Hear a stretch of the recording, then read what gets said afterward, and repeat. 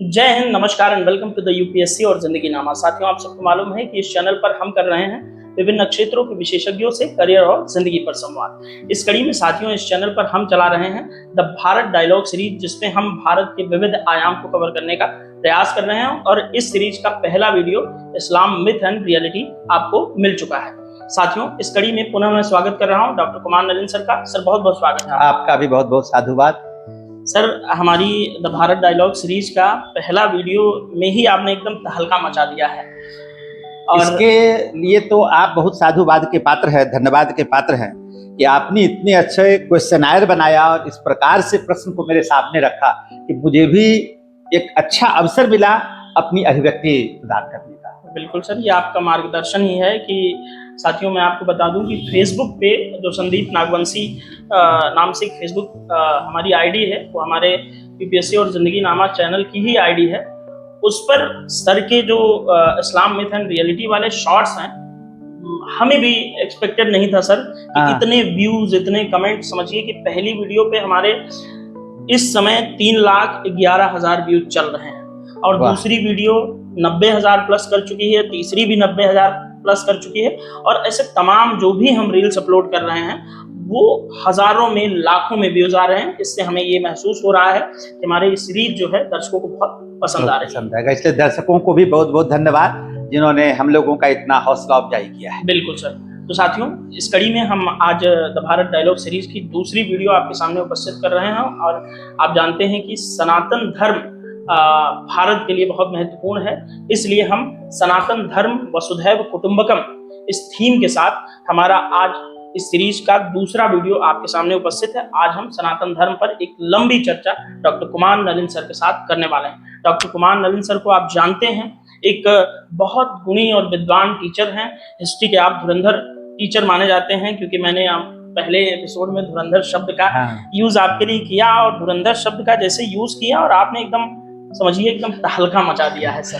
धन्यवाद। तो सर, साथियों, आप इस सीरीज के साथ जुड़े रहिए। वीडियो अच्छे लगे तो और लोगों तक फैलाइए। और इस सीरीज का जो है दूसरे एपिसोड का पहला सवाल सर से मैं करने वाला हूं। सर, जैसे हम सनातन धर्म की बात करते हैं तो हमारे मन में पहला ख्याल आता है कि सनातन धर्म है क्या, इसकी शुरुआत कब हुई होगी, कैसे हुई होगी सनातन धर्म की शुरुआत?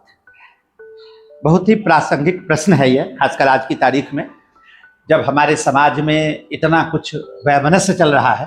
तो उस समाज में सभी धर्मों के प्रति संवेदनशीलता जरूरी है, और उस धर्म की वास्तविकता को जानना भी आवश्यक है। बिल्कुल। सनातन धर्म विश्व के सबसे प्राचीनतम धर्मों में से एक है, और यह सबसे प्रगतिशील धर्मों में से भी एक है। यानी कि Sanatan religion is one of the most oldest and progressive religion of the world. यह विश्व के सबसे प्राचीन और प्रगतिशील धर्मों में से एक है। ये जो सनातन शब्द है, इसका मतलब होता है the eternal way, that is शाश्वत, क्या बात, निरंतर, अनंत, अनादि। अर्थात एक ऐसा धर्म जो सृष्टि के आरंभ से सृष्टि के अंत तक चला आ रहा है। क्या बात, इसका ना कोई आदि है ना अंत है, और ये शाश्वत मूल्यों की बात करता है, यूनिवर्सल वैल्यूज की बात करता है, यानी कि सार्वभौम मूल्य की बात करता है। और यह जो सनातन है, इसकी सबसे मुख्य बात यह है कि यह किसी पंथ की बात नहीं करता, यह किसी प्रकार की पूजा पद्धति की वकालत नहीं करता, और यह न तो किसी पुस्तक विशेष से संबंधित है, न किसी पैगंबरवाद से जुड़ा हुआ है। और यह जो धर्म है, यह एक प्रकार से आप समझे कि ऐसे शाश्वत मूल्यों की बात करता है जो चिरस्थायी है और हमेशा अस्तित्व में बना रहेगा, जैसे सत्य, अहिंसा, करुणा, प्रकृति इत्यादि। क्या बात है सर। अब इस सनातन को आप ऐसे समझे कि सनातन के समानांतर सेमेटिक धर्म है। सेमेटिक धर्म कहते हैं कि वे धर्म जो मिडिल ईस्ट जिनका केंद्र रहा है, as for example Judaism, Christianity, Islam etcetera, यहूदी धर्म, इस्लाम धर्म, ईसाई धर्म, ये सेमेटिक धर्म है। इन सेमेटिक धर्मों में तीन मूलभूत विशेषताएं होती हैं। फर्स्ट वन मोनोथेइज्म, एकेश्वरवाद। दूसरा the concept of holy book, एक पवित्र पुस्तक की अवधारणा है, एकमात्र पवित्र पुस्तक की अवधारणा। और तीसरी बात प्रॉफिटहुड, पैगंबरवाद। तो जब भी मोनोथेइज्म मिले, हॉली बुक की बात हो, प्रॉफिटहुड की बात हो, उस सेमेटिक रिलीजन में आता है जिसमें जुडाइज्म, क्रिश्चियनिटी और इस्लाम आते हैं, उससे बिल्कुल अलग कंसेप्ट है यह सनातन।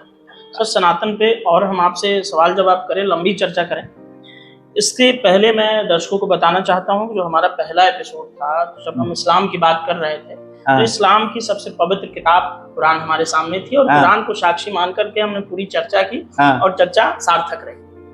और उसी क्रम में जब आज हम सनातन की बात कर रहे हैं, तो सनातन के मूल्यों को प्रदर्शित करने वाली सबसे महत्वपूर्ण हमारी पवित्र किताब जो है भगवद गीता हमारे सामने है। विशेष रूप से मैं लेकर आया हूं आपको। अब देखिए, ये जो भगवद गीता है ये मूल रूप से संस्कृत में है, ठीक, और इस संस्कृत के हिंदी अनुवाद दिए गए हैं। तो अगर आप हिंदी भाषी, हिंदी मीडियम के हैं, तो संस्कृत के हिंदी अनुवाद देख सकते हैं। और यदि आपका अंग्रेजी माध्यम है, तो इसी भगवद गीता का जो श्लोक है उसके अंग्रेजी में अनुवाद दिए गए हैं और रोमन स्क्रिप्ट में भी वो संस्कृत के श्लोक दिए गए हैं, यानी कि आप भगवद गीता का अध्ययन कर सकते हैं। तो आज विशेष रूप से मैं ये दोनों पुस्तक आपके लिए लेके आया हूँ कि बहुत धन्यवाद सर। और दूसरी बात ये है कि हमारे लिए एक, जब ये किताबें हमें मिलती हैं और ऐसी चर्चा हो रही हो, तो एक ऑथेंटिसिटी हो जाती है हमारे लिए। प्रयास यही रहता है कि हम जो भी चीजें बोलें वो व्हाट्सएप यूनिवर्सिटी के ज्ञान से ना निकल के आए, बिल्कुल अलग। क्योंकि हमने जब हमारा इस्लाम का रील वायरल हुई, बहुत सारे लोगों ने कहा, क्योंकि थोड़ा सा देखा व्हाट्सएप यूनिवर्सिटी से निकल के आया, यहाँ से निकल के आया, वहां से, फिर हमने स्पष्टता के लिए हमने स्वयं कमेंट किया उसमें कि नहीं भाई ऐसा बिल्कुल नहीं है। हमने बिल्कुल फिर पूरे वीडियो का लिंक डाला, बहुत सारे लोगों ने जब उसको देखा तो सभी लोगों ने बहुत स्वस्थ प्रतिक्रिया दी। और आज भी हम इस वीडियो से भी यही उम्मीद करते हैं। और सर अब हम पवित्र गीता को साक्षी मानकर पूरी चर्चा प्रारंभ करते हैं। मैं भी गीता को साक्षी मानकर कहता हूँ कि जितनी भी हमारी जानकारी है, for the best of my belief and knowledge, मैं जो भी कहूँगा सत्य कहूँगा। बिल्कुल सर, चूंकि ये हमारी एक रस्म है, ये बहुत आवश्यक है। तो अब सर, जब सनातन धर्म की आपने शुरुआत की बात कर ली, ये शाश्वत है, ये जब से पृथ्वी बनी तब से चला आ रहा है, ये चलता जाएगा अनादिकाल तक। तो अब एक टर्म आजकल बहुत चर्चा में होता है, बहुत सारे लोग आजकल पॉलिटिकली इन्फ्लुएंस हो करके कहते हैं, कुछ की सरकार में सनातन की बात चल रही, हर आदमी कहता है मैं सनातनी हूँ, मैं सनातन। तो मैं जैसे आपके माध्यम से, आपकी विशेषज्ञ की दृष्टि से जानना चाहूँ कि असली सनातनी कौन है, तो क्या होगा?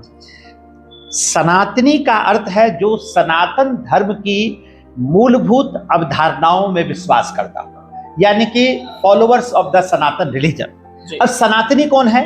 जो शाश्वत मूल्यों में विश्वास करता है, वाला, वो कभी न समाप्त होने वाले मूल्य में विश्वास करता है, अर्थात वो मानव मात्र के कल्याण की बात करता हो, वही सनातन, प्रकृति के संरक्षण की बात करता हो, वसुधैव कुटुंबकम की अवधारणा में विश्वास करता हो। तो सर एक सवाल और मेरे मन में पनप रहा है, क्या हिंदू धर्म में ही पैदा होने वाला व्यक्ति सनातनी होगा? नहीं, सनातनी वो सब हो सकते हैं जो मानव मूल्यों की बात करे, वसुधैव कुटुंबकम की बात करे, और सर्वे भवन्तु सुखिना सर्वे सन्तु निरामया, जो सबके सुख और कल्याण की बात करता हो, वो सारे सनातन। क्या बात? क्योंकि सनातन किसी विशेष पूजा पद्धति की बात नहीं करता, किसी विशेष पंथ की बात नहीं करता। ये पंथ है ही नहीं, ये बेसिकली धर्म है। और धर्म सनातन धर्म है, और धर्म जो है वो संस्कृत के ध्री धातु से बना है। ध्री का मतलब होता है धारण करने योग्य, जो धारण करने योग्य है वही धर्म है। सर इस चर्चा को हम थोड़ा सा और डीप डाउन की तरफ ले चलते हैं, दर्शकों को डीप डाउन कराते हैं। अब हम समझना चाहेंगे सर, जब सनातन की शुरुआत की बात हो गई, सनातन क्या है ये हमने समझ लिया, तो हमारे दर्शकों के मन में सहज और स्वाभाविक प्रश्न होगा कि आखिर सनातन धर्म का कोई आधारभूत दर्शन भी होता होगा, और इसके मूल सिद्धांत भी होते होंगे। हम आपसे चाहेंगे कि आप सनातन धर्म के आधारभूत दर्शन और मूल सिद्धांतों की तरफ। बिल्कुल बिल्कुल, बहुत ही प्रासंगिक प्रश्न है आपका। सनातन धर्म को बहुत ही व्यापकता से समझने की जरूरत है। जी। हम इससे संबंधित महत्वपूर्ण अवधारणाओं की चर्चा करेंगे, एक एक दर्शन की बात करेंगे। इसके सबसे केंद्र में है सत्य, जो एक शाश्वत सत्य है, इसको हम कहते हैं इटर्नल वे, शाश्वत, जो अनंत है, अथाह है और हमेशा सत्य है। सत्य क्या है? सत्य के संबंध में ऋग्वेद में कहा गया है, एकं सत्य विप्रा बहुधा वदन्ति, truth is one but the wise describe it in many ways. सत्य एक है जिसकी विद्वान अलग अलग प्रकार से व्याख्या करते हैं। यानी कि यह विश्व का एकमात्र ऐसा धर्म है जिसमें सत्य के सभी रूपों को स्वीकार किया गया है और कोई अंतिम सत्य की बात नहीं कही गई है, केवल परम सत्ता की वो सत्य माना गया है। तो एक प्रकार से इसमें पूरी स्वतंत्रता है सत्य के विस्तार का, एक पॉइंट। दूसरी बात है इसमें ब्रह्म की अवधारणा है। ब्रह्म कौन है? Creator of the universe, the ultimate power, जो सर्वशक्तिमान सत्ता है, जिसने ब्रह्मांड को निर्मित किया, उसका एक शब्द आता है ब्रह्म। ब्रह्म की अवधारणा सबसे पहले बृहदारण्यक उपनिषद में और फिर छांदोग्य उपनिषद में आया। आपके माध्यम से मैं अपने दर्शकों को बताना चाहता हूं कि बृहदारण्यक और छांदोग्य वैदिक उपनिषदों में सबसे प्राचीनतम और सर्वाधिक महत्वपूर्ण उपनिषद माने जाते हैं। ठीक है। और छांदोग्य उपनिषद का संबंध है यजुर्वेद से, विद्यारण्यक उपनिषद का संबंध है यजुर्वेद से और छांदोग्य उपनिषद का संबंध है सामवेद से। तो यही जो दो उपनिषद है, लगभग सारे दर्शन इसी में विस्तार से दिए गए हैं। इसमें यह कहा गया ब्रह्म की अवधारणा, और ब्रह्म की ही अभिव्यक्ति पूरी सृष्टि है और पूरी सृष्टि ब्रह्म से निकली और अंत में ब्रह्म में ही समा जाता है। तो हर व्यक्ति ब्रह्म का अंश है। तो वहां एक स्टेटमेंट आता है जिसमें कहा गया अहम ब्रह्मान अहम ब्रह्मास्मि, आई एम ब्रह्म, मैं ही ब्रह्म हूं। यानी कि जो व्यक्ति है वो भी ब्रह्म की ही अभिव्यक्ति है।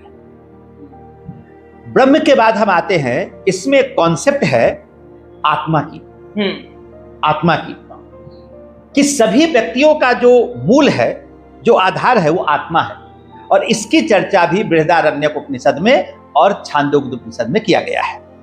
और इसमें कहा गया है त्वमसि, त्वमसि तत् त्वम असि, यू आर द सेम। यानी कि जो ब्रह्म है उसी की अभिव्यक्ति जीव है। और यह किस रूप से जुड़ा है? तो आत्मा से संबंधित है। अब ये आत्मा हो गए, ब्रह्म हो गए, आत्मा हो गए, सत्य, ब्रह्म, आत्मा। एक अगला जो कॉन्सेप्ट है वो कॉन्सेप्ट है आपका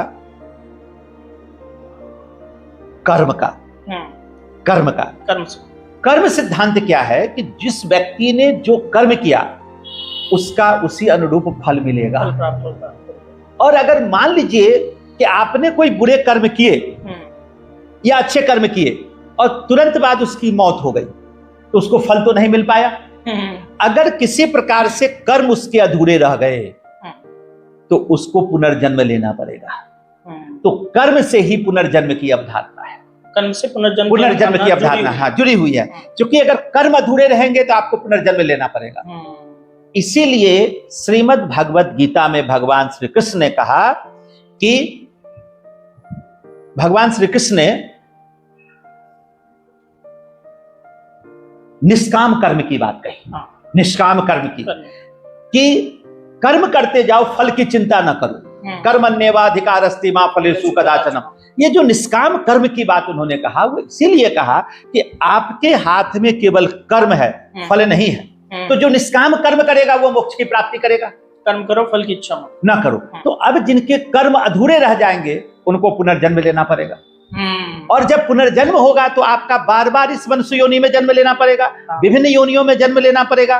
तो मनुष्य को लगा कि ये बार बार क्यों होगा, तो हम क्यों नहीं इससे मुक्त हो जाए। तो उसी से एक कॉन्सेप्ट आया मोक्ष का, salvation, free from the cycle of birth and rebirth. जन्म और मृत्यु के अटल चक्र से मुक्ति हो जाए, वही मोक्ष, वही मोक्ष है। शानदार सर, बहुत शानदार। तो यही अल्टीमेट गोल है। मोक्ष क्या है? Salvation is the ultimate goal of a human being. ये अल्टीमेट गोल है। बिल्कुल। ये मूल अवधारणाएं हो गई, मूल दर्शन हो गया। इसके साथ कुछ चीजें यूनिवर्सल ह्यूमन वैल्यूज की बात करता है हमारा सनातन धर्म। यूनिवर्सल यानी कि वैश्विक मानव मूल्यों की बात करता है, जिसमें से एक कॉन्सेप्ट है वसुधैव कुटुंबकम का, जो हमारे कार्यक्रम की थीम भी है। अयंग निजः परो वेति गणना लघु चेतसाम उदार चरिता नाम तु वसुधैव। ये वसुधैव कुटुंबकम की बात करता है। और एक और यूनिवर्सल वैल्यूज इनके क्या है कि सर्वे भवन्तु सुखिना, सर्वे संतु निरामया ... ओम शांति शांति शांति। सभी सुखी रहे, सभी निरोगी रहे, सभी का कल्याण हो और कोई भी दुखी ना। इतना विराट रूप किसी धर्म का अब तक तो देखने को नहीं मिलता। इसलिए सनातन की जो विराटता है वह इसे एक यूनिक रिलीजन बनाता है, एक विशिष्ट धर्म बनाता है। बेहद शानदार सर। जब आप मोक्ष की बात कर रहे थे, मेरे मन में एक और सहज प्रश्न आया, बहुत सारे लोगों के मन में प्रश्न होगा, स्वर्ग नरक की जो अवधारणा है, क्या सच में स्वर्ग नरक होता है कहीं? स्वर्ग नरक एक कॉन्सेप्ट दिया गया, एक तरह से ये एक प्रकार से आप कह सकते हैं हाइपोथेसिस है, हमारी अभिकल्पना है कि जो अच्छे कर्म करेगा उसको अच्छे फल मिलेंगे और जो बुरे कर्म करेगा उसको बुरे फल मिलेगा। तो जो अच्छे कर्म करेंगे उनको प्रेरित करने के लिए स्वर्ग की परिकल्पना की गई और बुरे कर्म वालों के लिए नरक की परिकल्पना की गई। यह एक प्रकार से ये तो ट्रांस वर्ल्ड की बात है, इसलिए कोई नहीं जानता कि है या नहीं है, क्योंकि जो इस लोक में है वो वहां गए नहीं, जो गए वो वापस नहीं आए। तो ये कहना तो मुश्किल है कि है या नहीं है, लेकिन आप विश्व के जितने भी धर्म को देखेंगे हर जगह वो कंसेप्ट है। इस्लाम में भी जाएंगे तो आपको वहां पर भी जन्नत और जहन्नुम का कॉन्सेप्ट मिलेगा। बिल्कुल सही बात है। यहां तक कि क्रिश्चियनिटी में जाएंगे वहां भी ये कॉन्सेप्ट है। बेहद शानदार। तो इसलिए एक प्रकार से मानव को सही कर्मों में प्रेरित करने के लिए जो कर्म सिद्धांत है ना, द थ्योरी ऑफ कर्मा, ये जो कर्म सिद्धांत को उनको प्रेरित करने के लिए स्वर्ग नरक या जन्नत या जहन्नुम का एक अवधारणा बताया गया है। तो सर आपके माध्यम से ये बात क्लियर हुई कि स्वर्ग नरक होता है कि नहीं होता है, इस पर हम 100% कह नहीं सकते। ये हमारी मान्यता है, हाइपोथेसिस है। बिल्कुल ठीक है सर।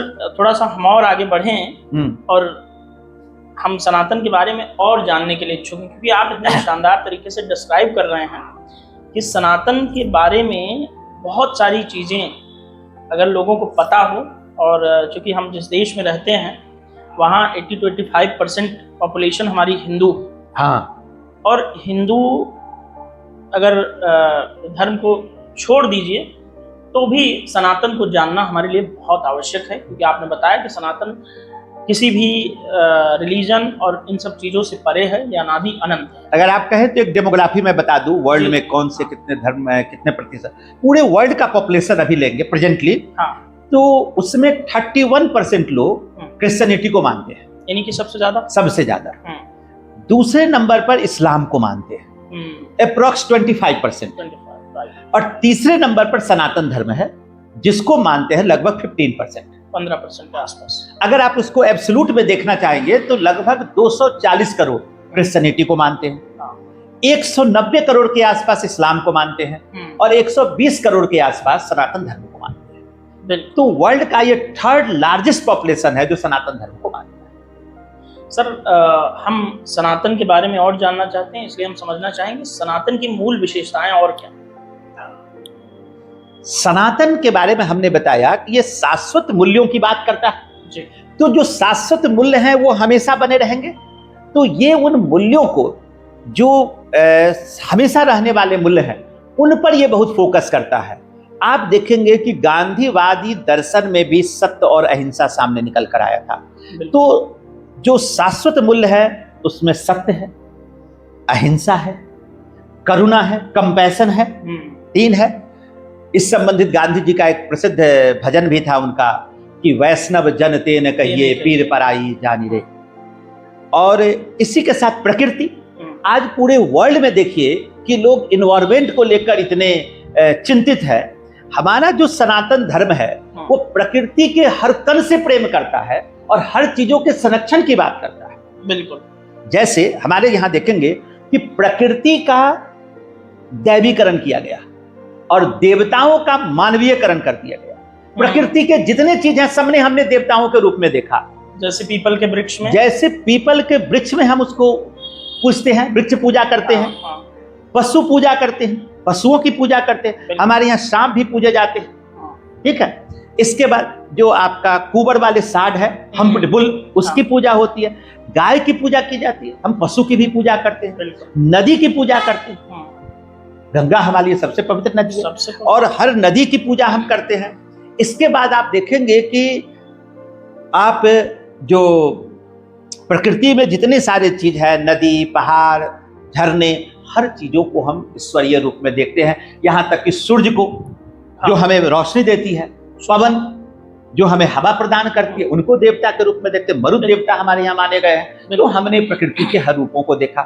और एक और विशेषता यह है सनातन में कि वो देवताओं का मानवीयकरण कर देता है, उसको मानव रूप में प्रस्तुत करता है। और इसके कारण हमारे यहाँ की जो देवता है वो मानव के अधिक करीब आ गए और हमें लगता है कि देवता भी उसी प्रकार की गतिविधि कर रहे हैं जैसे हम कर रहे हैं, राइट। और उन गतिविधि को रहते हुए वो ईश्वरत्व को प्राप्त कर लेते हैं। इसके सबसे बड़े एग्जाम्पल है राम और कृष्ण। भगवान श्री राम कृष्ण एक मानव रूप में जन्म लेते हैं, मानव रूप में जीवन को जीते हैं और अपनी जीवन शैली से वो ब्रह्मत्व को प्राप्त कर लेते हैं, मोक्ष को प्राप्त करते हैं। एक सामान्य मानव के लिए प्रेरणा है कि कैसे हम इस मानव में अपने कर्म को करते हुए भी मोक्ष की प्राप्ति कर सकते हैं।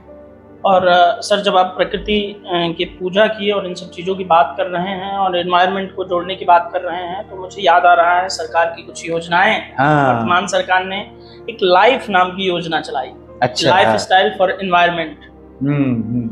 एनवायरनमेंट को अपनी जीवन शैली से जोड़ कर देखा, जिससे हम अपने एनवायरनमेंट को फ्रेश रख सकें। और प्रधानमंत्री जी ने ही एक कार्यक्रम और चलाया है, एक पेड़ माँ के नाम। हाँ, एक पेड़। हम अपने विभिन्न नदियों की जो सफाई से संबंधित योजनाएं, नमामि गंगे कार्यक्रम चल रहा है हमारे यहाँ, यमुना एक्शन प्लान चल रहा है हमारे चल रहा है। तो ये बहुत अच्छी बात है सर। खैर, हम थोड़ा सा एक चीज पर हम आपसे स्पष्टता चाहेंगे। बहुत सारे लोग कहते हैं कि हम हिंदू हैं तो हम सनातनी हैं, जैसे मैंने पहले एक बात उठाई। तो हम आपके माध्यम से समझना चाहते हैं कि सनातन धर्म और हिंदू धर्म में अंतर क्या है? क्या ये दोनों एक ही हैं या अलग? हाँ, अब देखिए क्या है कि जो सनातन धर्म है, it is a Sanatan dharma is a spiritual and philosophical concept, but the Hindu dharma is a geographical and cultural concept. पहले इस बात को समझिएगा कि सनातन धर्म एक स्पिरिचुअल को क्या बोलेंगे आप? आध्यात्मिक। हाँ, सनातन धर्म एक आध्यात्मिक और दार्शनिक अवधारणा है, ठीक है। जबकि हिंदू धर्म एक भौगोलिक और सांस्कृतिक अवधारणा है, ठीक है। अब ये जो सनातन धर्म है, ये सनातन धर्म एक दर्शन विशेष की बात करता है, जिसमें हमने कहा कि वसुधैव कुटुंबकम की बात करता है, सर्वे भवन्तु सुखना की बात करता है। वही हिंदू धर्म एक विशेष जीवन शैली की बात करता है, विशेष पूजा पद्धति की है। वहां जो सनातन है वो इटर्नल वे है, शाश्वत मूल्यों की बात कर रहा है। यहां जो हिंदू धर्म है वह एक वे ऑफ लाइफ की बात कर रहा है, जीवन जीने की एक पद्धति की बात कर रहा है। अब आप दोनों को ऐसे सोचिए कि जो सनातन है वो आत्मा है और हिंदू जो है उसका शरीर है। क्या बात है, ठीक है, बहुत शानदार। सनातन सोने की शुद्धता है, प्योरिटी ऑफ गोल्ड है, और हिंदू गोल्ड के आभूषण है, स्वर्ण आभूषण है, ऑर्नामेंट्स ऑफ गोल्ड है, वो शुद्धता है ये ऑर्नामेंट। इसके बाद आप देखिएगा सनातन बीज है, मतलब एक प्रकार से सर्वशक्तिमान बीज है, और हिंदू उसका वटवृक्ष है।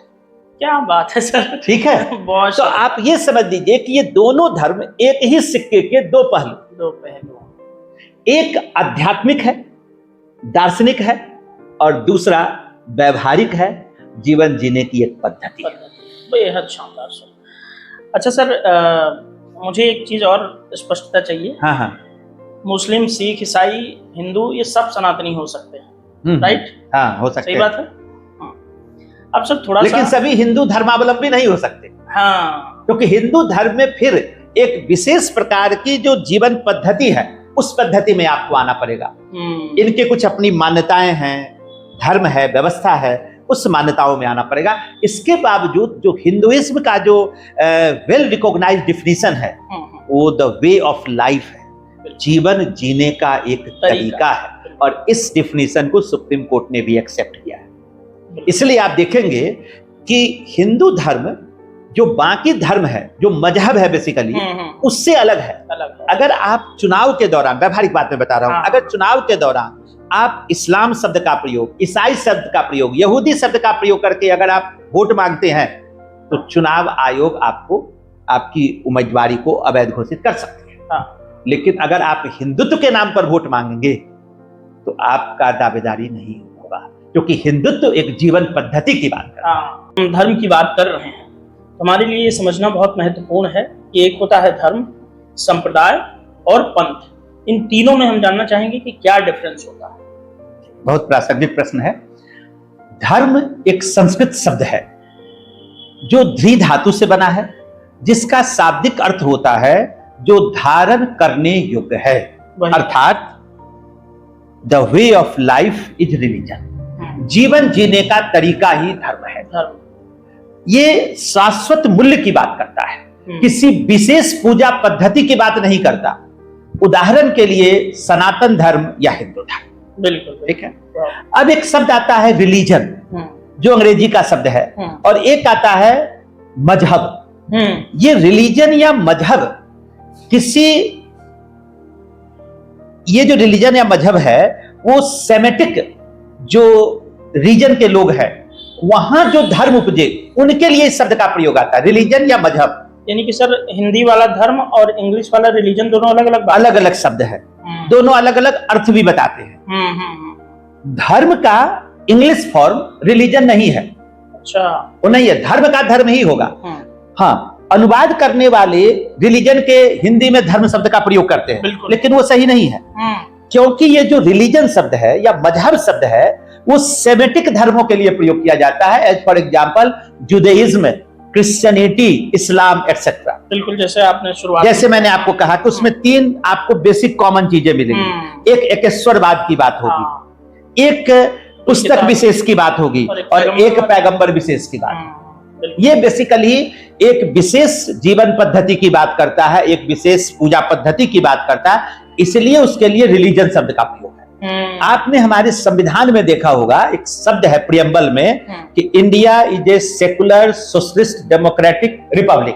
तो जो सेकुलर शब्द है, सॉवरेन सेकुलर, तो सेकुलर का हिंदी धर्म निरपेक्ष नहीं है, पंथ निरपेक्ष है। जो उसका आधिकारिक अनुवाद है वो पंथ निरपेक्ष है। बिल्कुल। तो धर्म अलग है, पंथ अलग है। अब तीसरा शब्द आता है पंथ।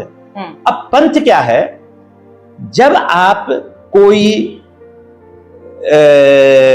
संत हैं, माने विद्वान संत है, या जिनको हम कहते हैं कि सिद्ध पुरुष है, वो अगर कोई मार्ग आपको दिखाते हैं तो उसके लिए सामान्यतः पंथ शब्द का प्रयोग किया जाता है। जैसे गुरु नानक ने एक विशेष रास्ता दिखाया तो नानक पंथ, संत कबीर ने एक विशेष रास्ता दिखाया तो कबीरा पंथ, इसी प्रकार से नाथ पंथ एक्सेट्रा। बिल्कुल बिल्कुल, ये पंथ हो गए। और संप्रदाय क्या है? सेक्ट। एक जो धर्म है या इंग्लिश में जो रिलीजन है या मजहब है, उसके जो अलग अलग ब्रांचेज हैं, शाखाएं हैं, उसको संप्रदाय कहते हैं। उदाहरण के लिए हिंदू धर्म में 3 प्रमुख संप्रदाय हैं, वैष्णविज्म, शैविज्म एंड शक्तिज्म। वैष्णव संप्रदाय, शैव संप्रदाय और शाक्त संप्रदाय। इस्लाम में जब हम आएंगे तो शिया संप्रदाय और सुन्नी संप्रदाय। सर यही मेरा एक सवाल होगा कि जैन, बौद्ध और सिख ये क्या? जैन, बौद्ध और सिख, हाँ, इसमें से कौन सा कोई ये जो, हाँ, इसमें जो ये सब है ये सही माने में धर्म की परिभाषा में नहीं आएंगे, ये सभी आ जाएंगे पंथ में। एक विशेष पंथ की करते हैं, इसीलिए वो पंथ निरपेक्ष शब्द जो दिया गया है वो इस पंथ में ये सब आ जाए। हाँ, किसी एक व्यक्ति विशेष की अवधारणा को मतलब लेके चला गया है। जैन वाले महावीर, जैसे महावीर स्वामी के द्वारा किया गया, वो एक व्यक्ति विशेष के था। भगवान बुद्ध और उनके जो अनुयायियों के द्वारा किया गया, गुरु नानक जी के द्वारा वो किया गया।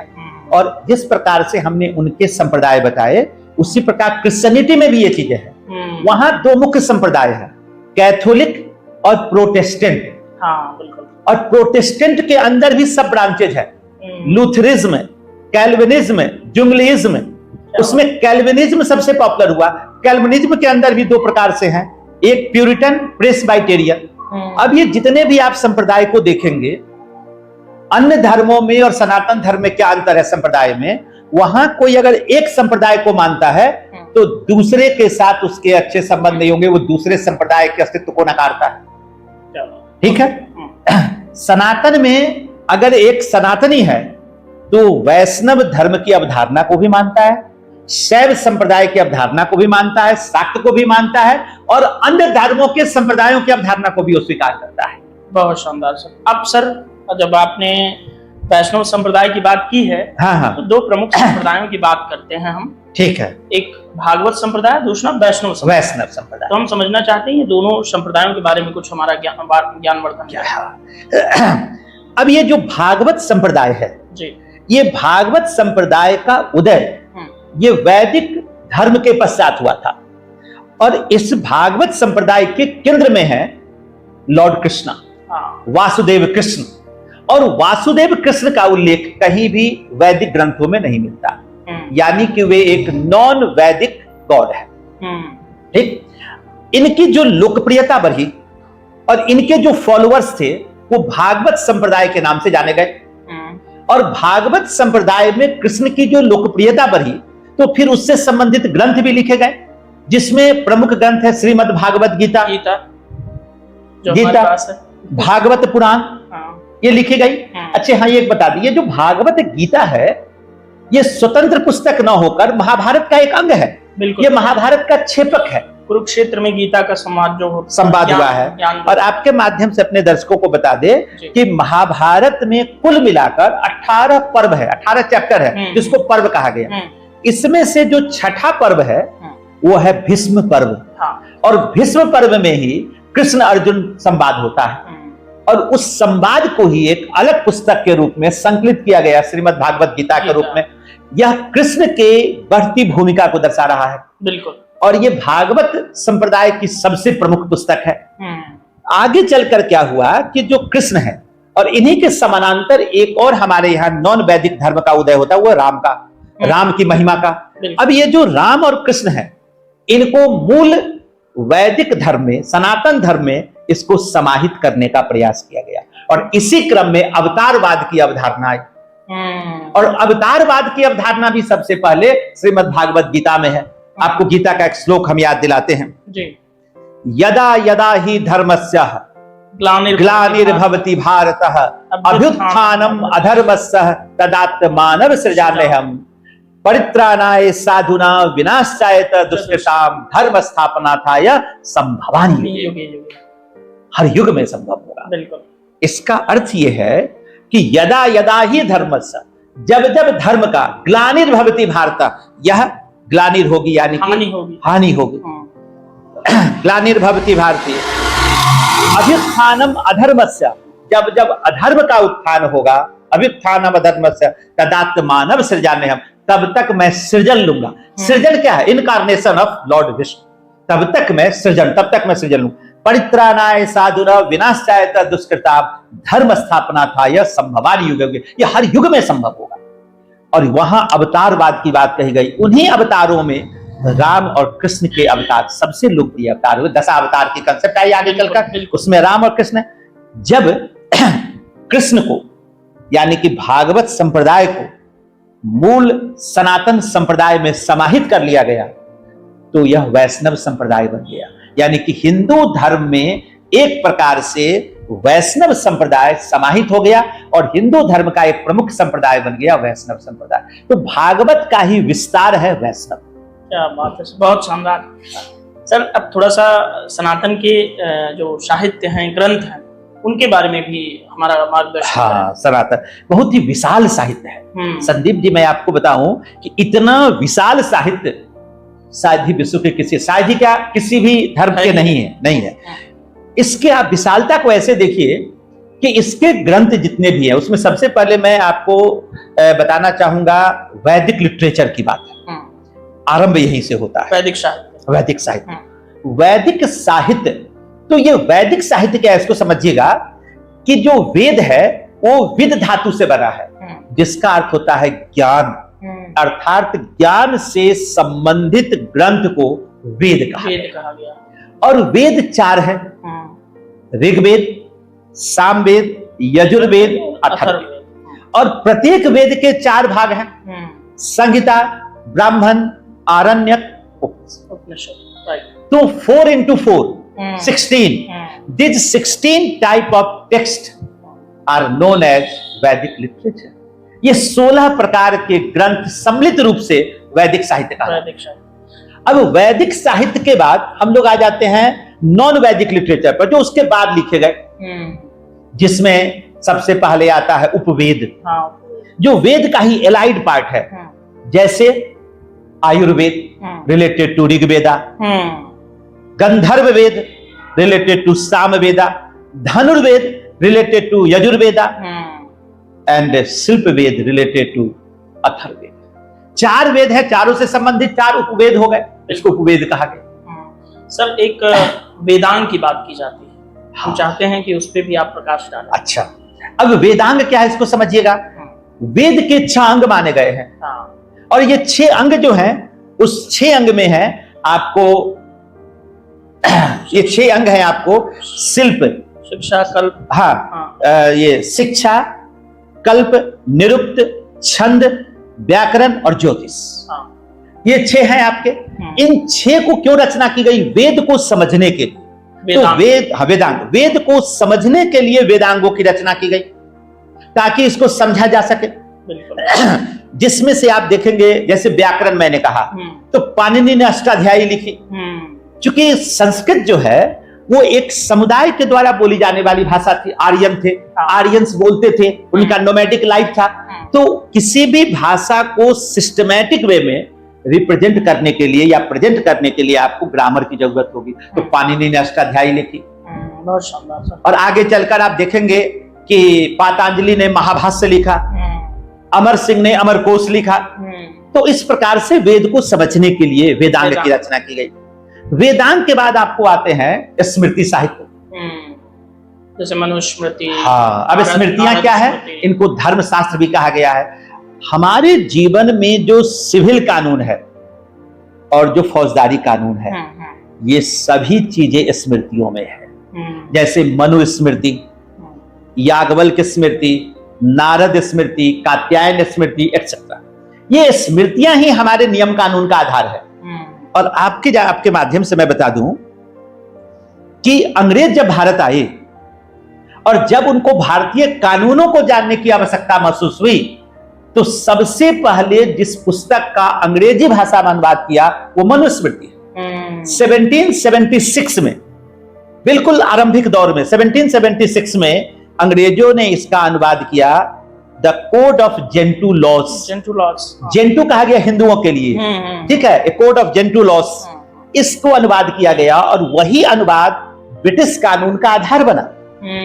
और आगे चलकर आप देखेंगे कि जब कॉर्नवालिस कोड बना तो क्रिमिनल तो उन्होंने ज्यादातर ले लिया, वहां से वेस्टर्न कॉन्सेप्ट लाया, लेकिन जो सिविल कोड थे उसमें हिंदू और मुसलमानों के लिए, हिंदुओं के लिए एक कोड ऑफ जेंटू लॉ से मनुस्मृति को बनाया और उधर से शरिया कानून को बनाया। ठीक है, बहुत शानदार सर। और बाद में उन्होंने देखा, अच्छा इसी से आगे चलकर आप देखेंगे हमारे यहाँ जो मिताक्षरा कानून बना, दाय भाग कानून बना, सबका सोर्स क्या? मनुस्मृति ही तो है। जो इंडियन पिनल कोड बना उस सब के सोर्स वही है। लेकिन अंग्रेजों ने भारतीयों में एक निगेटिव नैरेटिव भर दिया कि मनुस्मृति में जो कुछ भी है वो केवल नकारात्मक चीज। अब आप सोचिए, अगर नकारात्मक चीजें होगी, हमारे यहाँ संविधान बने, बिल्कुल, आज संविधान बनने के लगभग 75 वर्ष के बाद हमने कितने संशोधन किए हैं? 100 से ऊपर कर दिए, 100 से ऊपर हो गए। तो जब 75 वर्ष में 100 से ज्यादा संशोधन हो सकते हैं, तो मनुस्मृति की रचना ईसा पूर्व 2री शताब्दी से ईसा के 2री शताब्दी तक हुआ है। माना जाता है कि 200 BC टू 200 AD के बीच में मनुस्मृति की रचना हुई। आज 2000 वर्ष के बाद उसमें भी संशोधन की आवश्यकता है। बिल्कुल, आप वही कानून को पकड़कर आज करेंगे तो वो सही व्याख्या नहीं होगी। तो अंग्रेजों ने एक नैरेटिव्स दिया भारतीयों को कि मनुस्मृति में केवल शोषण की बात करता है, और इसी नैरेटिव्स के कारण कुछ लोग मनुस्मृति को जलाने पर आ गए। आपको जानकर आश्चर्य होगा कि आज दिल्ली विश्वविद्यालय में मनुस्मृति पर रिसर्च होते हैं, पढ़ाया जाता है, क्योंकि बिना मनुस्मृति पर भारतीय कानून दंड संहिता को आप समझ नहीं सकते। इसमें एक चीज ये होता है सर कि जैसे हमने पिछले बार बात की थी कि मनुस्मृति की हो सकता है प्रासंगिकता बदल गई हो, है ना, तो प्रासंगिकता के हिसाब से उसमें बदलाव भी किए जाने चाहिए। बहुत सारे नियम कानून होते हैं, वो समय सापेक्ष होते हैं। आज के डेट में बैठकर आप 2000 साल पहले की किताब की समीक्षा आज के परिप्रेक्ष्य में नहीं कर सकते। बिल्कुल। जैसे आज आप बैठकर 2026 में, क्या हम 2050 में बनने वाले भारतीय संविधान और डॉक्टर अंबेडकर साहब की बात कर सकते हैं कि उन्होंने ये संशोधन पहले ही क्यों नहीं कर दिया? ये तो प्रासंगिकता की बात है। समय के साथ कुछ चीजें प्रासंगिक होती है, कुछ अप्रासंगिक होती है। समय बदलाव होता है, जो चीजें कल सत्य थी वो आज नहीं है, जो आज है वो कल नहीं है। आप आज ही कोई कानून बना ले, आपको लगता है कि 50 साल के बाद वो प्रासंगिक रहेगा? जी नहीं रहेगा। सर अभी जब आप वैदिक काल में थे, तो मुझे अभी लग रहा है कि एक पूरा वैदिक काल का चैप्टर ही खत्म कर दिया आपने हिस्ट्री का एक क्वेश्चन के माध्यम से। तो मुझे लगता है इस चर्चा में जो सिविल सर्विसेज वाले हैं, अगर पेन पेपर लेके बैठे तो अपना नोट्स भी बना सकते, क्योंकि मैंने ऐसा करे तो अच्छी बहुत बात सारे फैक्ट्स भी आप बहुत शानदार बता रहे थे। सर जब हम सनातन की बात करते हैं, अच्छा इसमें इसकी बात को पूरा कर ले, अभी कुछ और साहित्य बचा है। ये तो स्मृतियां हमने बता दिया। अब इसके बाद पुराण साहित्य आता है। 18 पुराण भी लिखे गए। स्मृतियों की संख्या लगभग 36 है। वैसे इसकी कोई निश्चित संख्या नहीं बताई गई है, लेकिन सामान्यतः विद्वानों का मानना है कि 36 स्मृतियों की रचना की गई। अब पुराण साहित्य में आते, पुराणों में 18 पुराण की रचना की गई है, और इसकी रचना वेद व्यास ने की थी। एक श्लोक है कि अष्टादश पुराणेषु व्यासस्य वचनम द्वम परोपकारः पुण्याय पापाय परपीड़ितः। ये जो 18 पुराण है, इसमें ऐतिहासिक वंशावलियां हैं, साथ ही मिथक कथा कहानियां हैं, और तात्कालीन भारतीय समाज का चित्रण। बिल्कुल आप देखेंगे कि उसमें इतिहास के भी बहुत सारे तथ्य हैं। बिल्कुल जैसे आप पढ़ेंगे विष्णु पुराण, वायु पुराण, मत्स्य पुराण, ठीक है, इनमें मौर्य वंश, मौर्योत्तर वंश, गुप्त वंश की वंशावली दी गई है। लेकिन उनके लिखने का तरीका बड़ा अच्छा है, स्टाइलिश है। वो लिखते हैं कि चंद्रगुप्त मौर्य मगध के शासक बनेंगे और 24 वर्ष राज को भोगेंगे। और आप निकाल कर देख लीजिए, वो 24 वर्ष ही शासन किया उन्होंने, यानी कि भविष्य एक तरह से बता रहे हैं। वो भविष्य बता रहे थे, और उस हिसाब से बिंदुसार ने 24 वर्ष शासन किए और सम्राट अशोक ने 37 वर्ष शासन किए। अभी तक हमारे यहाँ जितने हिस्टोरियन रिसर्च हुए, वो सब अंततः इसी पर आए हैं कि उन्होंने 24 वर्ष, इन्होंने 24 वर्ष और इन्होंने 37 वर्ष शासन जो कहा था वो हुआ। और बीच में 4 साल का जो गैप है, वो वार ऑफ सक्सेशन है, जो बिंदुसार के सत्ता में उनकी मृत्यु के बाद और अशोक के आने के बीच का टाइम था। बिल्कुल सर। तो इसमें वो वंशावली है। शुंग वंश की पूरी वंशावली दी गई है, कण्व वंश की वंशावली दी गई, सातवाहन वंश की दी गई है।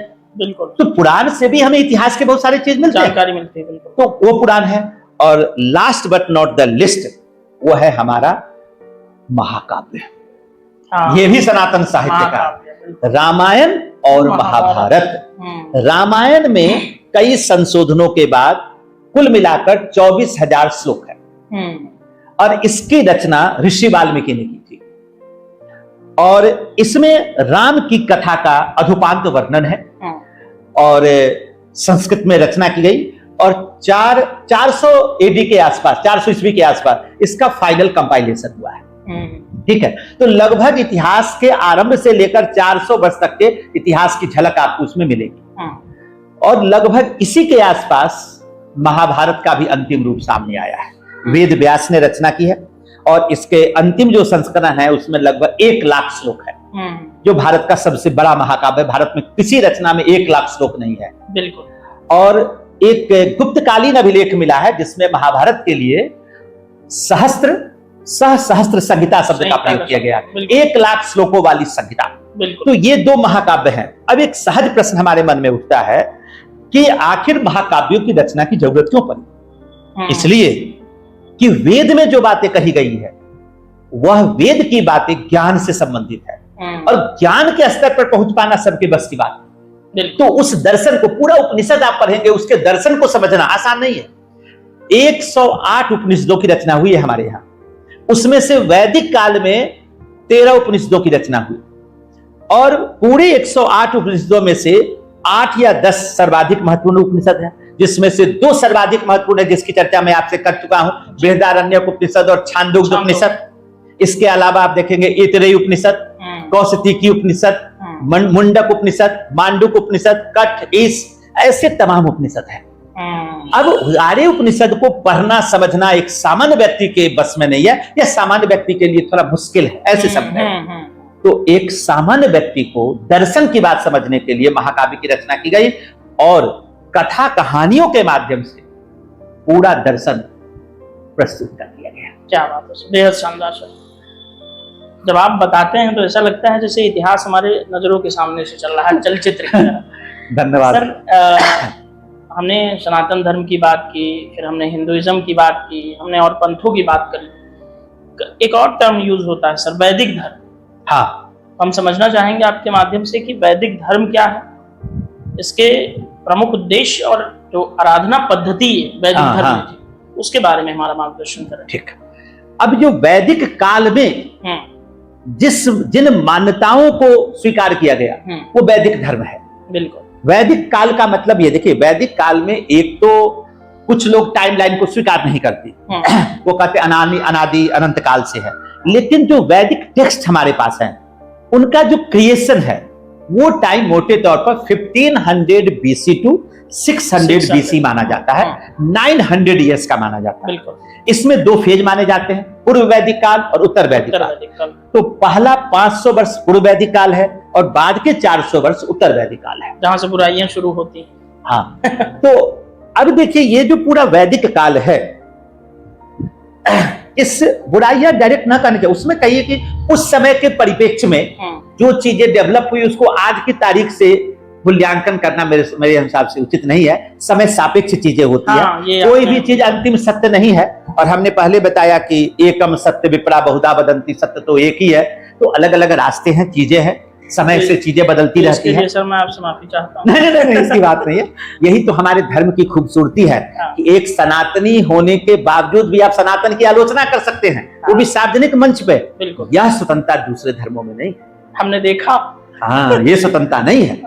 ये हमारे धर्म की सबसे बड़ी स्वतंत्रता है कि हम कम से कम ओपन मंच पर अपने धर्म की भी आलोचना कर सकते हैं। अच्छा सर, इसमें मुझे लगता है बड़ी अच्छी बात है। जैसे हमने मतलब इसको कोई बुरा न समझे, तो मैं एक बात कहना चाहूँ। जैसे मैंने इस्लाम में देखा, इस्लाम पे जब हम मिथ एंड रियलिटी कर रहे थे तो मैं देखा 1000 कमेंट सभी वीडियोस पे मिला करके आए और बिना किसी बात को समझे लोग तुरंत कुछ भी निगेटिव आलोचना या कुछ भी लिख दे रहे हैं।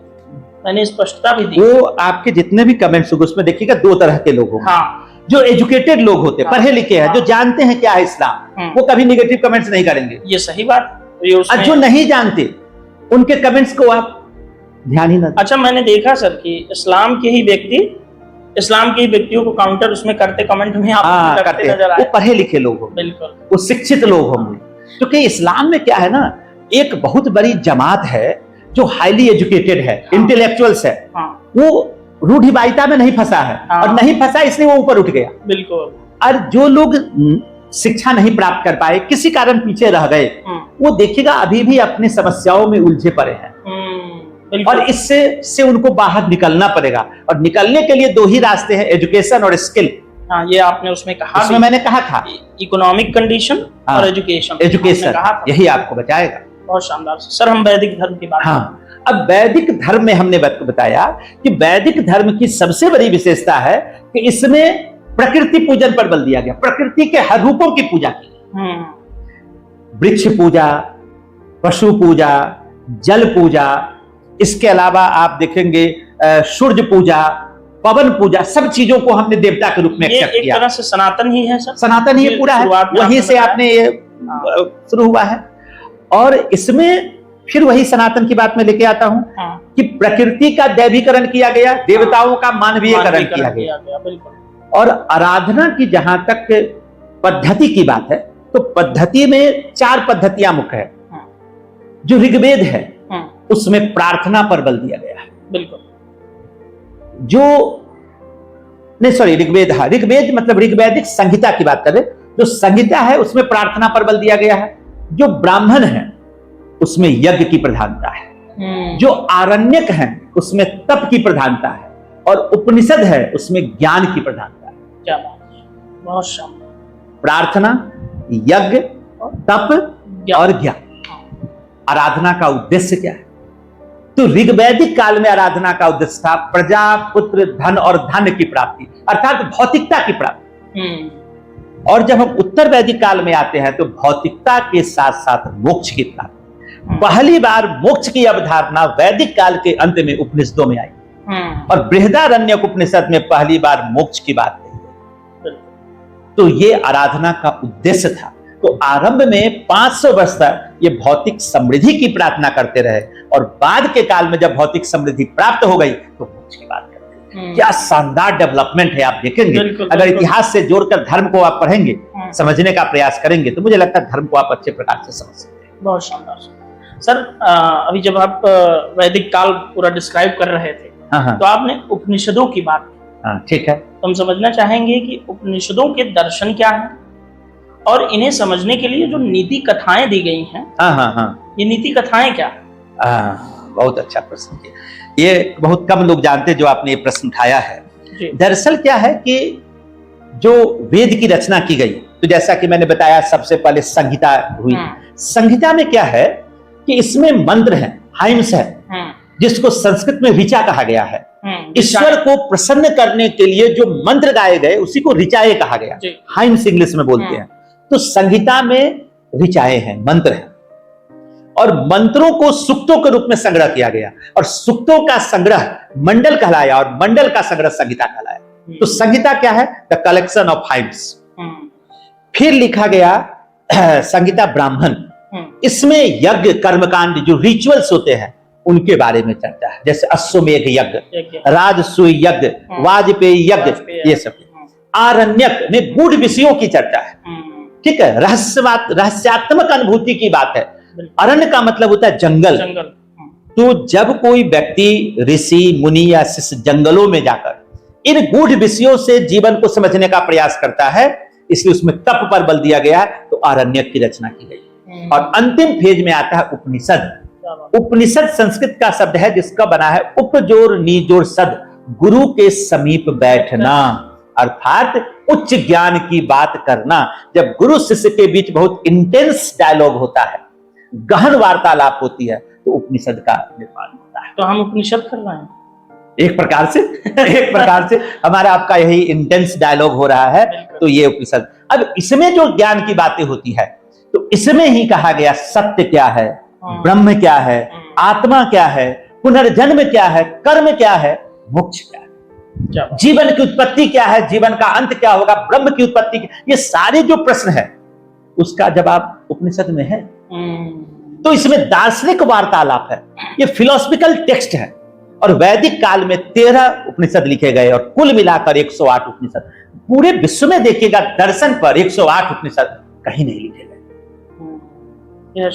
और उसमें से आपने एक क्वेश्चन पूछा, एलाइड क्वेश्चन, नीति कथाएं। नीति कथाएं को इंग्लिश में कहते हैं पैराबल्स। पैराबल्स क्या होता है कि जब बहुत ही कोई गूढ़ चीज को दृष्टांतों के माध्यम से, कथा कहानियों के माध्यम से जब प्रस्तुत करते हैं, ताकि सामने वाला व्यक्ति इसको समझ पाए। चूंकि जितना इंटेंस डायलॉग होने लगा कि वो गुरु का जो शिष्य था वो भी समझने में थोड़ा अपने को असहज महसूस करने लगा, तब ऐसी कथाओं के माध्यम से उसको समझाया गया। कुछ एग्जाम्पल देते हैं आपको। एक कठोपनिषद है। कठोपनिषद, हाँ, कठोपनिषद या कठ उपनिषद। कठ उपनिषद में यम नचिकेता संवाद, राइट, क्वेश्चन भी आता है सर प्रीलिम्स में। अभी 2-3 साल पहले क्वेश्चन भी आया है इस पर। तो क्या उपनिषद में पैराबल्स हैं? मैक्सिमम बच्चों ने लिख दिया कि नहीं है, क्योंकि वो इतना इंटेंस डायलॉग को समझने के लिए। अब वाजश्रव एक महर्षि होते हैं, वो एक यज्ञ करते हैं, और जो यज्ञ कर रहे थे उस वक्त जो दान में जितने स्वस्थ चीजें, स्वस्थ गाय बैल देने चाहिए, उसकी जगह वो जो चीज दान कर रहे थे वो अस्वस्थ गाय बैलें थी, जिसको देखकर उसका पुत्र जो था नचिकेता, वो नाराज हुआ, और उसको लगा कि उस यज्ञ का क्या फायदा जिसमें जो दान दिया जा रहा है वो दान ग्रहिता के काम में ना आए। तो उसने अपने पिता से कहा कि आप मुझे किसे दान देना चाहते हैं, यानी को खुद को ही दान के लिए प्रस्तुत कर दिया। तो पिता को लगा कि ये मेरा मजाक उड़ा रहा है, ये व्यंग्यात्मक रूप से कह रहा है, तो उसने इग्नोर कर दिया। लेकिन जब 2-3 बार उसने कहा कि पिताश्री मुझे किसे दान दे रहे हैं, तो गुस्से में आ गए और बोले कि मैं तुझे यमराज को दान में देता हूं। कह तो दिया। बाद में उनको गलती का एहसास हुआ, पुत्र से कहा कि तुम मत जाओ। कहा कि नहीं, आपकी बात मिथ्या हो जाएगी, और वो भी यज्ञ के बाद आप बोल रहे हैं, तो मैं तो कभी नहीं होने दूंगा। वो पहुंच गए यमराज के पास। उस समय यमराज कहीं बाहर गए थे और 3 दिन के बाद लौटे, और 3 दिन तक वह बालक यमराज के दरवाजे पर बैठा रहा। और जब यमराज सामने आए और इनसे पूछा, इनको देखा, तो कहा कि किनसे मिलना है? कहा कि मैं यमराज से मिलने आया। तो यमराज को लगा कि मेरे आगे तो बड़े बड़े राजा सूरमा हमें देखकर कांपने लगते हैं, मृत्यु से डर हो जाता, ये कैसा बालक है जिसको मुझसे डर नहीं?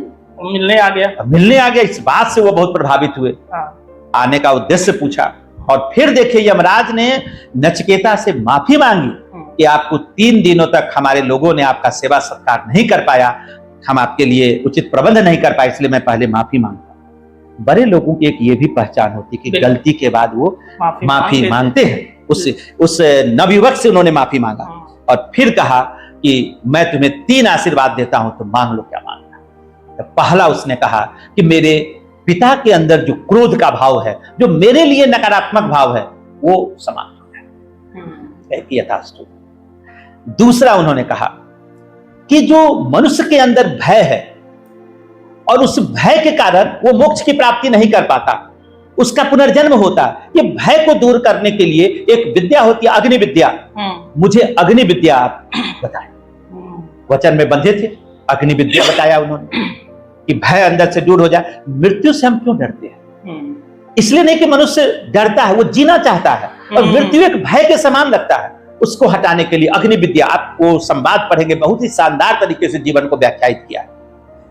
तीसरा कहा कि ये बताइए कि मृत्यु के बाद का जीवन क्या होता है, what is the life after death. सबसे गूढ़ संवाद वहां पर है, और तब यम बताते हैं मृत्यु का रहस्य, जीवन के बाद का रहस्य, और नचिकेता सुनता है, और ये सारे ज्ञान लेकर वो फिर आता है वापस और अपने पिता से मिलता है। पिता का वो क्रोध समाप्त हो चुका था, और इन सारी चीजों को कठोपनिषद में लिखा। आपने एक तरह से यम नचिकेता संवाद का जो सार था कि क्या होगा उसमें वो बता दिया। और एक और एग्जाम्पल देते हैं, छांदोग्य उपनिषद से देते हैं। जब बता रहे हैं तो आपकी जब अभिरुचि है तो एक और मैं एग्जाम्पल देंगे। छांदोग्य उपनिषद में है, इसमें एक श्वेत केतु और उद्दालक का संवाद है। ऋषि उद्दालक जो है अपने बेटे श्वेत केतु को जब 12 वर्ष की अवस्था थी तो गुरुकुल आश्रम में भेज दिया। ये खुद भी गुरु थे लेकिन दूसरे के आश्रम में भेजा, क्योंकि हमारे यहाँ एक कहावत है कि कोई गुरु अपने पुत्र को नहीं पढ़ा सकता और कोई डॉक्टर अपने बेटे का इलाज नहीं कर सकता। तो उन्होंने एक दूसरे आश्रम में भेजा पढ़ने के लिए, और 12 वर्ष के बाद वापस आया। अब उसकी उम्र हो गई 24 वर्ष, मैंने मैच्योर्ड एज में आ गया। जब वो वापस आया तो श्वेत केतु को देखकर उनके पिता को लगा कि जब से ये ज्ञान प्राप्त करके आया है तब से इसके अंदर अहंकार आ गया है। और आप जानते हैं कि ज्ञान अहंकार को जन्म देता है, और अहंकार से मानव का चरित्र का पतन होता है। तो उसके पिता को लगा कि इसको ज्ञान के कारण अहंकार है, इसको अहंकार को दूर करना जरूरी है। तो एक दिन अपने पुत्र को बैठाया और कहा कि तुमने क्या क्या शिक्षा प्राप्त की। तो उसने वेद की शिक्षा प्राप्त की थी, सारा बताया। अब उन्होंने उस वेद के मर्म पर पूछना सवाल किया, और उन्होंने दर्शन से संबंधित प्रश्न करने शुरू कर दिए। जीवन क्या है, मृत्यु क्या है, आत्मा क्या है, परमात्मा क्या है, जन्म क्या है, पुनर्जन्म क्या है, मोक्ष क्या। ये तो सॉफ्ट रह गया क्योंकि इसका अध्ययन किया नहीं था। तो अंदर का अहंकार समाप्त हुआ, वो शांत भाव में आया, और फिर उसके आगे हाथ जोड़कर कहा कि पिताश्री आप मेरा मार्गदर्शन करें। जब तक आपको अपनी अज्ञानता का एहसास नहीं होगा तब तक आप किसी से ज्ञान प्राप्त नहीं कर सकते। ये हमारे वेदों ने सिखाया है, अज्ञानता का एहसास होना जरूरी है। बिल्कुल। और जब आप जानेंगे कि मुझे सब कुछ आता है तो आप सीख ही नहीं पाएंगे। वही तो अज्ञानता है। वही अज्ञानता। कि मुझे कई सब बार कुछ बच्चे आता है। क्लास में आते हैं तो वो मान कर चलते कि मुझे सब कुछ पहले से आ रहा है, वो पूरे क्लास करने के बावजूद कुछ नहीं सीख पाते, क्योंकि पूरे टाइम वो अंतर्द्वंद में गुजार देते हैं। वो सीखने के बजाय वो कमियां निकालने में अपना समय निकाल देते हैं। टीचर का टेस्ट लेते हैं। टीचर का टेस्ट लेते हैं, टीचर का तो कुछ बिगड़ता नहीं है, उनका कैरियर समाप्त होता है। तो सबसे मूल बात है कि अपनी अज्ञानता का, तो इनको अज्ञानता का एहसास हो। तब उन्होंने कहा कि तुम एक गिलास पानी लाओ, और उसमें उन्होंने कहा कि 1 चम्मच नमक डाल दो और सो जाओ। अगले दिन सुबह उठा, उन्होंने कहा कि पानी ले आओ, तो देखा, कहा कि इसमें नमक कहाँ है, कहा कि नमक तो नहीं, नमक कहाँ गया, तो बोले कि दिख नहीं रहा। कहा कि जो नमक है वही ब्रह्म है, और जो पानी है ये जगत है। तो जगत के हर कण में ब्रह्म विराजमान है, जो तुम्हें दिखता नहीं है मगर है। क्या दर्शन दिया इन्होंने। ब्रह्म कैसे इस जगत में है, उसी प्रकार से जैसे नमक, ये एग्जाम्पल दिया उसने। दूसरी बात, उसने एक बीज मंगाई और कहा कि बीज को खोल के देखो इसमें क्या है। पूरा खोला, कुछ नहीं मिला। कहा कि इस बीज को तुम जमीन के अंदर लगा दो। कुछ वर्षों में वो विशाल वटवृक्ष बन गया। कहा कि बीज क्या है, यही ब्रह्म था, और जो विशाल वटवृक्ष बना यही जगत है। क्या बात है सर। आज आपने ऐसी ऐसी कथाएं, ऐसी ऐसी कहानियां बताई कि सचमुच ऐसा लग रहा है कि इसको सुनते जाएं लेकिन समय की एक सीमा है। समय की बाध्यता है। तो दूसरा प्रश्न हमारा जो है, अगला प्रश्न आना चाहिए, और हम अब आपसे जानना चाहेंगे 6 स्कूल्स ऑफ फिलॉसफी, यानी कि षड दर्शन क्या है, इसके बारे में हमें थोड़ा बताएं, इसका महत्व। षड दर्शन पे बताने से पहले हम थोड़ा इंडियन फिलॉसफी बताना चाहेंगे। दरअसल क्या है कि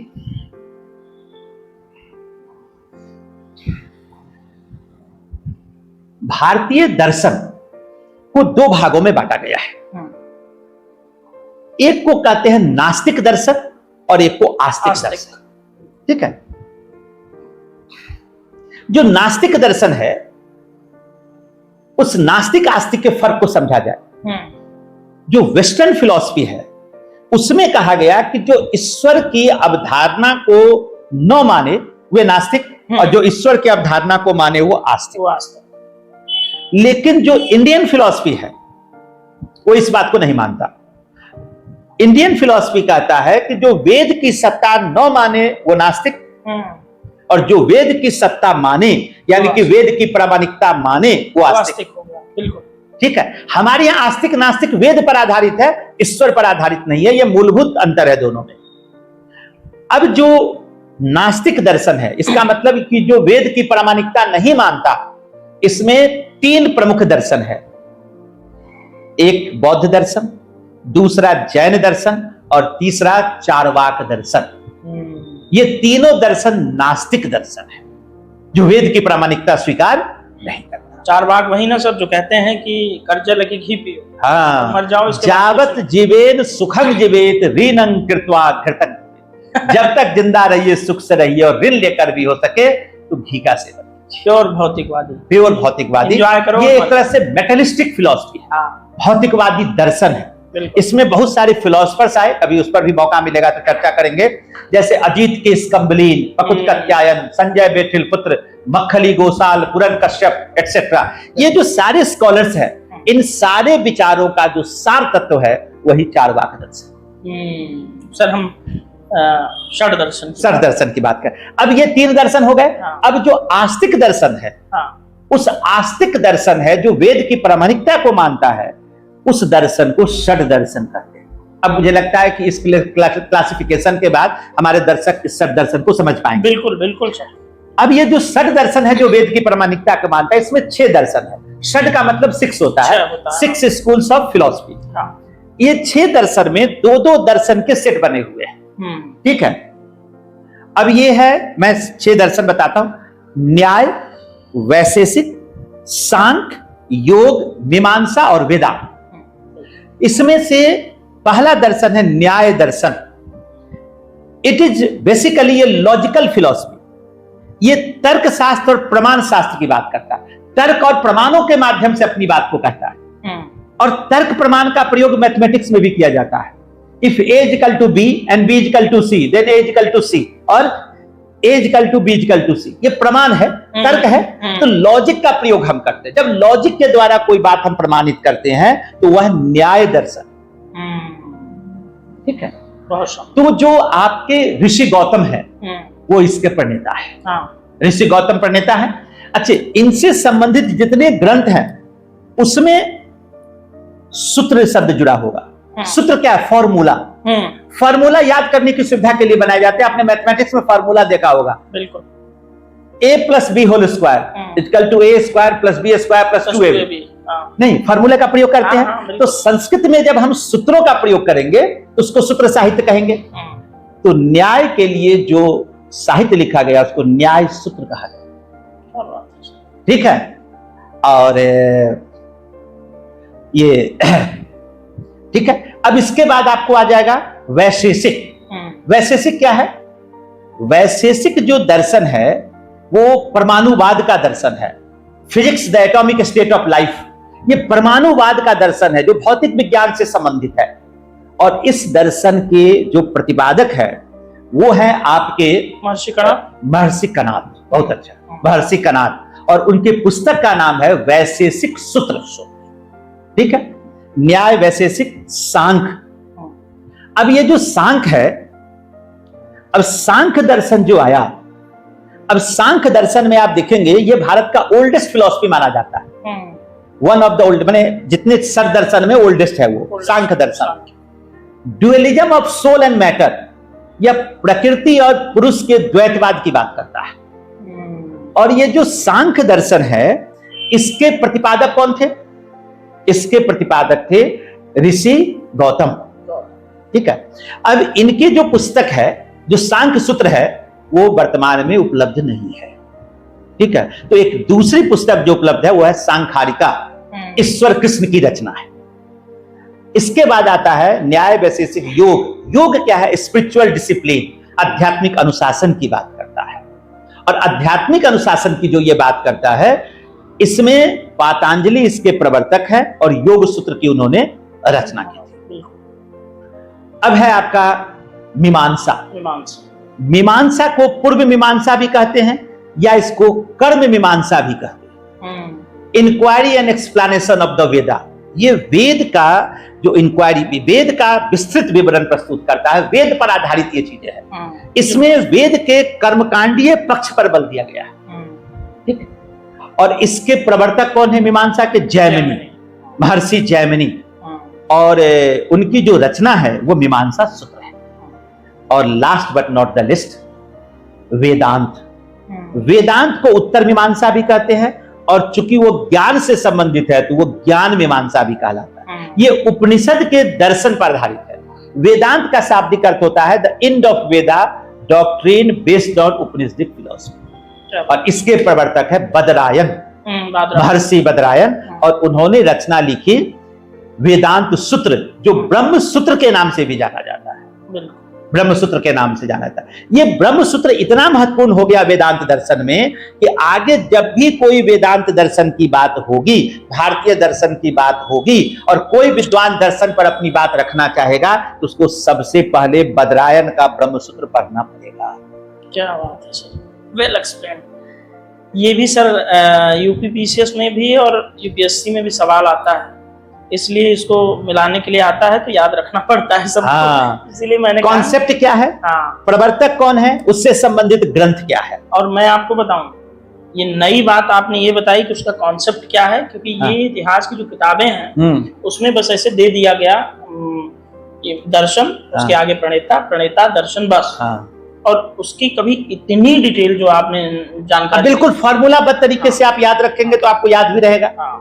सूत्रबद्ध तरीके से Nyaya, logical philosophy, Vaisheshika atomic state of life, Nyaya Vaisheshika dualism of soul and matter, Vaisheshika आपको देख न्याय सांख्य, हाँ सांख्य योग, योग हो गया आपका स्पिरिचुअल डिसिप्लिन, मीमांसा inquiry and explanation of the Veda, Vedanta the end of Veda, doctrine based on Upanishadic. आप एक फॉर्मूलाबद्ध तरीके से याद करिए, एग्जाम में कभी आपको दिक्कत नहीं हो।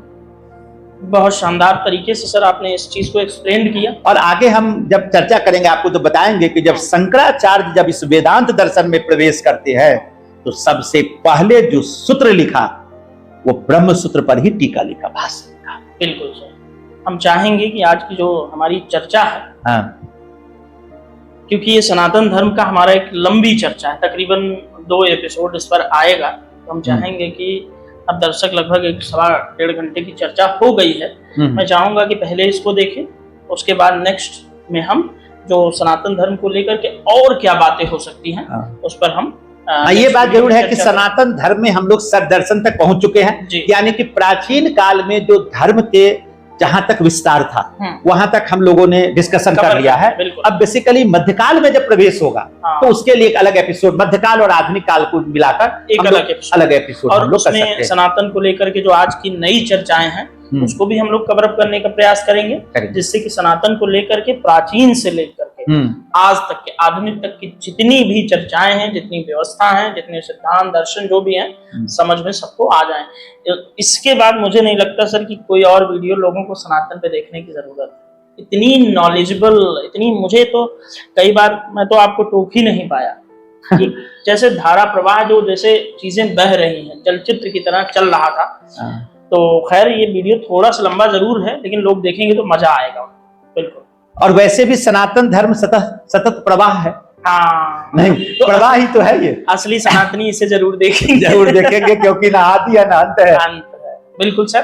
तो साथियों, अब इस वीडियो को आप देखिए। सनातन धर्म अभी हमने पूरी चर्चा कंप्लीट नहीं की है, इसलिए इस चर्चा में बने रहिएगा। नेक्स्ट वीडियो आपके लिए शीघ्र ही आने वाला है, सनातन धर्म की पूरी चर्चा उसमें कंप्लीट कर दी जाएगी। तो सर, इस चर्चा के लिए, हमारे आपके मार्गदर्शन के लिए बहुत बहुत ज्यादा धन्यवाद। आपको भी बहुत बहुत धन्यवाद, आपने इतना अच्छा आयोजन किया। और जो पिछला हमने जो पार्ट 1 किया था, इस्लाम मिथ एंड रियलिटी, उसकी जो अपार सफलता मिली, उसके लिए हम आप सभी को भी साधुवाद का पात्र मानते हैं। इसी प्रकार अपना प्रेम और विश्वास बनाए रखिएगा और देखकर समझने का प्रयास कीजिएगा, फिर आप अपनी प्रतिक्रियाएं, आप प्रतिक्रियाओं के लिए मंच खुला है। वैसे भी भारत में अभिव्यक्ति की आजादी है, आप खूब करिए, फ्रीडम ऑफ स्पीच है, आप करें कमेंट्स, आपके कमेंट से ही हमें शक्ति मिलती है। लेकिन चूंकि हम चाहेंगे कि आप पूरी चीजों को जान करके तब कमेंट करें, गेस्ट के बारे में जानें, क्योंकि हम नलिन सर के बारे में पहले भी बात हो चुकी है और परिचय एक बार फिर इसलिए देना जरूरी है कि हम इतने महत्वपूर्ण गंभीर विषयों पर जब चर्चा करते हैं सर, तो बहुत जरूरी है कि हम गेस्ट की क्रेडिबिलिटी को समझाएं लोगों को कि सर दिल्ली विश्वविद्यालय में गेस्ट लेक्चरर हैं, आपने दिल्ली विश्वविद्यालय से ही पीएचडी की है, तो सर की एज को देख के आप गेस नहीं कर पा रहे हैं, लेकिन हाँ ये है कि बहुत पहले आपने पीएचडी जब दिल्ली विश्वविद्यालय से करते हैं तो भारत में उससे बड़ा कोई विश्वविद्यालय नहीं है। और दूसरी बात ये है कि सर की 4-5 पुस्तकें इतिहास विषय पर आ चुकी हैं, और ये जो ज्ञान सर का निकलता है उससे आप लोगों को उनके ज्ञान की जो डेप्थ है सर की नॉलेज की, वो समझ में आ रही होगी। और सर ने तमाम जो दिल्ली के और जो देश के जो बड़े कोचिंग संस्थान हैं, जो सिविल सर्विसेज की तैयारी करवाने वाले बड़े संस्थान हैं, उसमें सर आज भी मार्गदर्शन की भूमिका में रहते हैं। विभिन्न विश्वविद्यालयों, विभिन्न कार्यक्रमों में सर के व्याख्यान आयोजित होते हैं। तो इसलिए सर एक बहुत महत्वपूर्ण व्यक्ति हैं आप तक ये नॉलेज डिलीवर करने के लिए। तो सर पुनः एक बार बहुत बहुत धन्यवाद।